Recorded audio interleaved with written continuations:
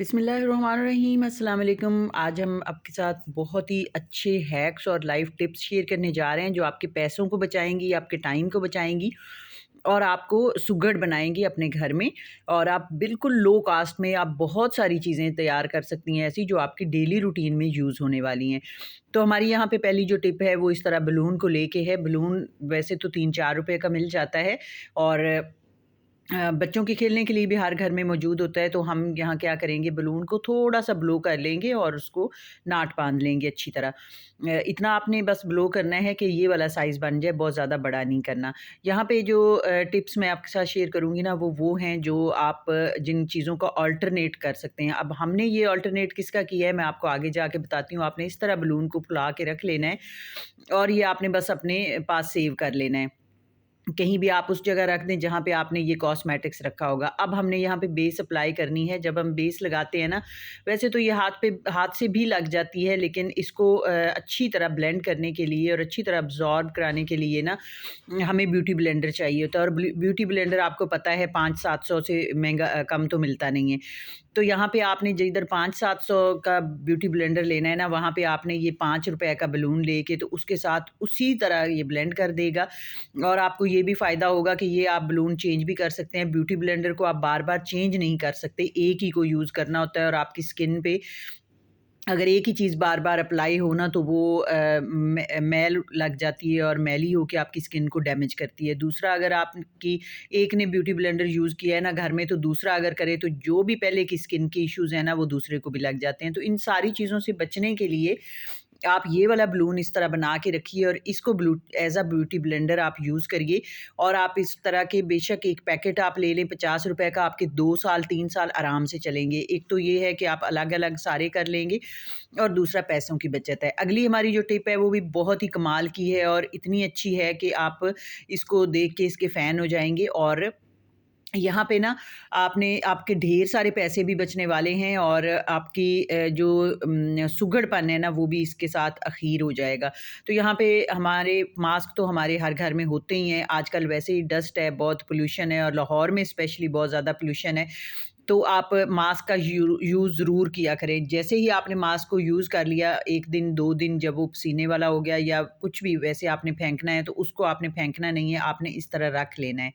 आपने इसको इस तरह से कट कर लेना है और आप देखें यहाँ पे इसके 3 पोर्शन हैं और तीनों पोर्शन में आपने क्या करना है कि आपने कोई भी इस तरह का टैल्कम पाउडर ले लीजिए। यहाँ पे मैंने बेबी टैल्कम पाउडर लिया है, इसकी फ्रेगरेंस बहुत अच्छी होती है। अगर आपके पास कोई और पाउडर हो तो वो भी आप ले सकते हैं। अब यहाँ पे आप इसके एक पोर्शन में पाउडर डालिए, दूसरे पोर्शन में आपके पास ऑप्शनल है कि आप बॉडी स्प्रे या आप परफ्यूम भी डाल सकते हैं।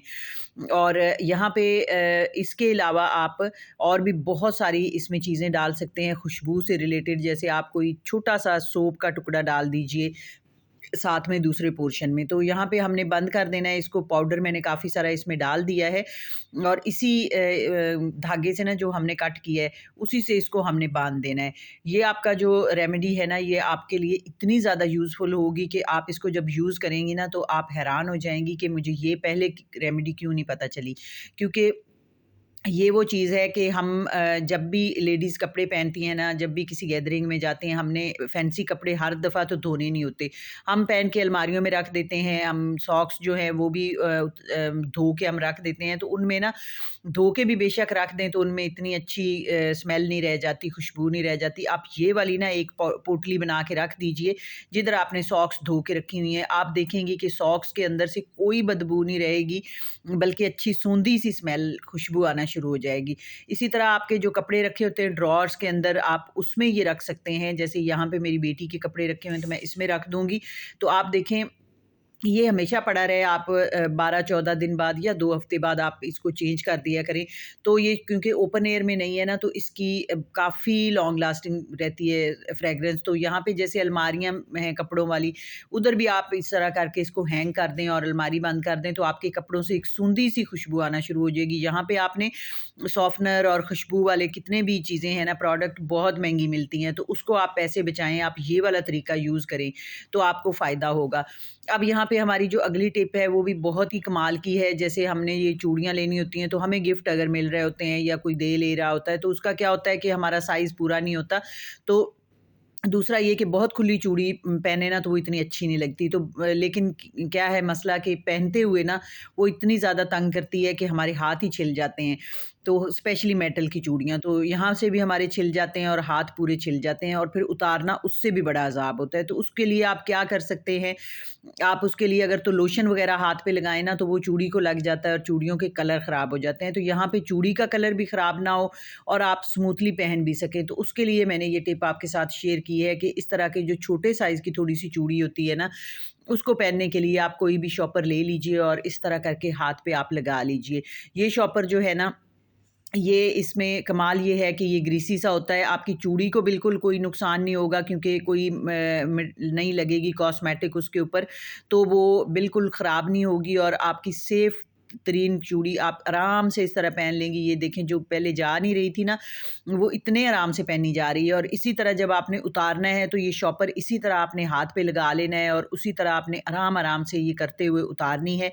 अब ये वो चूड़ी है जो आधा साइज़ मुझे छोटा था, अगर मैं वैसे पहनती ना तो मेरे छिल जाना था हाथ, लेकिन आप देखें कितने स्मूथ तरीके से ये पूरी पहनी भी गई है और उतर भी गई है। आई होप कि आपको ये मेरी टिप्स अच्छी लग रही होंगी। अगर लग रही हैं ना, तो ज़रूर वीडियो को लाइक करिएगा और कमेंट करके बताइएगा आपको कैसी लग रही हैं। अगली भी हमारी जो टिप है वो भी ज्वेलरी से रिलेटेड ही है। ज्वेलरी जैसे हम रिंग्स पहन रहे होते हैं तो हमारी रिंग जो है वो इतनी छोटी होती है कि वो आगे बहुत मुश्किल से पहनी जाती है।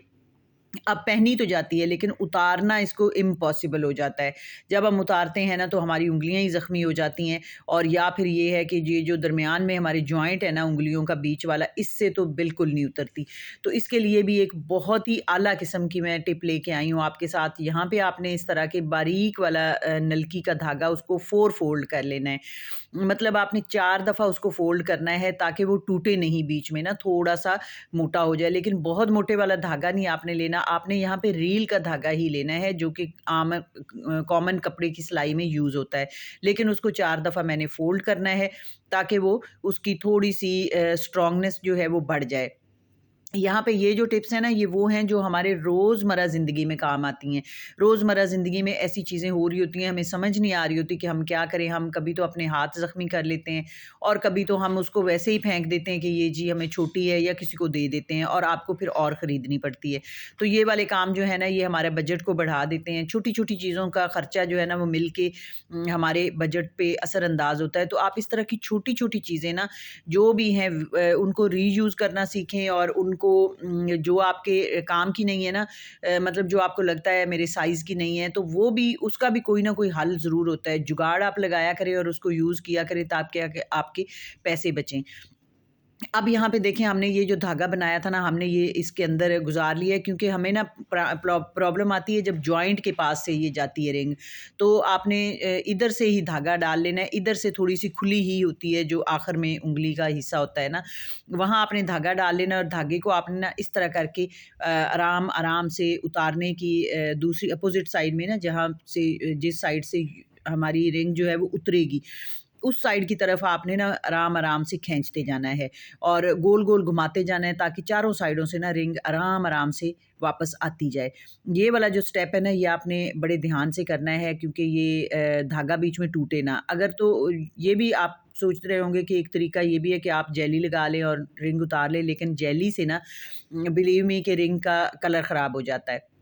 यहाँ देखिए, आप वो वाली रिंग जो कि ये मेरे निशान पड़ गया था, ये इतनी छोटी है और ये उतर ही नहीं रही थी, तो ये मैंने इसी तरह पहले उतारी थी, आपको दिखाने के लिए एक दफ़ा मैंने उतार के दोबारा पहनी है और ये मैंने फिर उतार ली है ना मज़े की टिप। आप भी अब आपकी जो भी ज्वेलरी है ना आपके साइज़ इश्यू वाली, वो आपने फेंकनी नहीं है, ना ही किसी को देनी है, बल्कि आपने क्या करना है, आपने ये वाली टिप अप्लाई करनी है और उसको खुद ही यूज़ करना है और अपने पैसे बचाने हैं। रूटीन में आपने ना इस तरह की चीज़ें अपनी ज़िंदगी में शामिल किया करें जो आपके बजट को बजट फ्रेंडली रखती हैं। तो आप देखें, ये पहनने के लिए भी अगर आपको इससे भी छोटी रिंग हो ना, तो आप इसी तरह धागे की मदद से आप पहन भी सकती हैं और उसको उतार भी सकती हैं। आज के बाद आपको ये वाला इश्यू नहीं आएगा इंशाल्लाह, मुझे पूरी उम्मीद है। अगली जो हमारी टिप है वो भी बहुत ही कमाल की टिप है। यहाँ पे आप देखें हमारे ये जो कंघी होती है या बारीक वाले कंघे होते हैं, उनके जो दंदाने होते हैं ना, वो इतने तेज़ होते हैं कि हमारे सर की जो स्किन है ना, वो ही उतार देते हैं। अगर हम बच्चों को ये कंघी करते हैं ना, एक तो वो करवाते ही नहीं हैं, उनको दर्द होता है। दूसरा क्या इश्यू आता है, हमारे सर में जो ये लग जाती हैं ना, तो ये हमारे सर में जो है खुश्की वो पैदा करती हैं, क्योंकि ये सर को खुरच देती हैं। तो हमारी जो स्किन है ना सर की, वो खुरच जाती है और फिर हेयर फॉल का भी उससे प्रॉब्लम आता है। उसको दूर करने के लिए आपने क्या करना है, जब भी आपने कंघा या कंघी इस तरह की लेनी है ना, उसको आपने लाते ही पहला काम ये करना है कि आपने कोई भी नेल पेंट ले लेना है, तो आपने उसके ऊपर लगा देना है। यहाँ पे मेरे पास जो है ना ट्रांसपेरेंट मैंने नेल पेंट रखा हुआ है ऐसे कामों के लिए, ताकि इसका कलर भी ना आए और हमारा काम भी पूरा हो जाए। आपने इसके जो टिप्स हैं ना, ऊपर वाली दंदाने ऊपर वाले, उसको आपने टॉप के ऊपर ये लगा देनी है नेल पॉलिश। इसी तरह आपने कंघों के ऊपर भी लगा देनी। अब आप बेफ़िक्र हो के कंघी आधा घंटा भी बच्चों के बालों में करेंगे ना, तो ना तो सर की स्किन को कोई नुकसान होगा, स्किन ना आपकी उखड़ेगी, ना आपके बच्चों को दर्द होगा और ना ही आपके बाल गिरेंगे, क्योंकि जब आपकी स्किन उखड़ती है ना, तो फिर रूट्स जो हैं बालों की वो कमज़ोर हो जाती हैं और उससे फिर बाल हमारे गिरते हैं। आई होप कि आपको ये टिप्स मेरी अच्छी लग रही होंगी। पूरी वीडियो को देखिएगा, बहुत ही अच्छी-अच्छी टिप्स हैं जो कि मैंने आपके साथ इस वीडियो में शेयर की हुई हैं। यहाँ पे आप देखें, अब मैं अगर ये कॉम्ब चला रही हूँ ना अपने हाथ के ऊपर, तो मुझे बिल्कुल स्मूथ फ़ील हो रही है, कोई इसका तेज़ शार्पनेस कोई नहीं रह गई और ये नज़र भी नहीं आ रहा। अगली जो हमारी टिप है ना, वो इससे भी ज़्यादा कमाल की है। वो लोग जिनको विटामिन सी की कमी है, एनीमिया पेशेंट हैं या जिनको स्किन का इश्यू है, उनके लिए क्या है कि आजकल ये चकोतरा नहीं, इसको ये है तो ग्रेप फ्रूट रेड ब्लड भी इसको कहा जाता है। ये बहुत ही ज़्यादा सस्ता आया हुआ है मार्केट में। तो ये हम पिएँ ना, तो हमारी ये सारी स्किन के जो इश्यूज़ हैं ना, वो दूर हो जाते हैं, हमारी विटामिन सी की जो कमी है ना, वो पूरी हो जाती है। लेकिन क्या है, इसको पीना एक अज़ाब है, मतलब ना तो हम इसको जूस बना सकते हैं और ना तो हम इसको छिल के खा सकते हैं। बहुत ही मुश्किल है इसका छिलका उतारना, और इसकी जो छिलके होते हैं ना वाइट वाले अंदर, उसमें वो कड़वे होते हैं, वो हम नहीं खा सकते।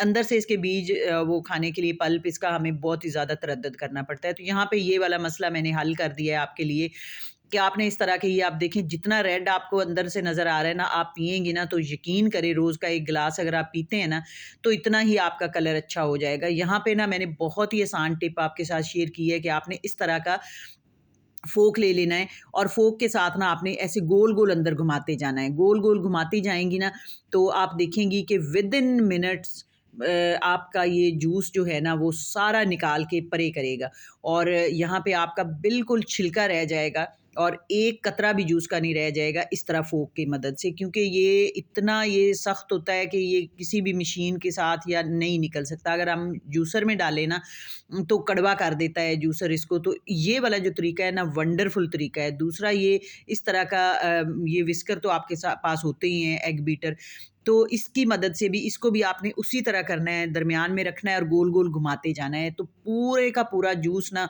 विद इन मिनट्स आपका ये खाली कर देगा इसको। आधे ऑरेंज को आप देखें पूरा जूस निकल गया है, छिलकों में कुछ नहीं रह गया है और ये बिल्कुल मिनटों में हो जाएगा। आप देखें, और ये बिल्कुल कड़वा जूस नहीं होगा, ना इसमें कोई कड़वाहट आई है, ना बीज आया है, ना आपको पुनने की ज़रूरत है, ना छानने की।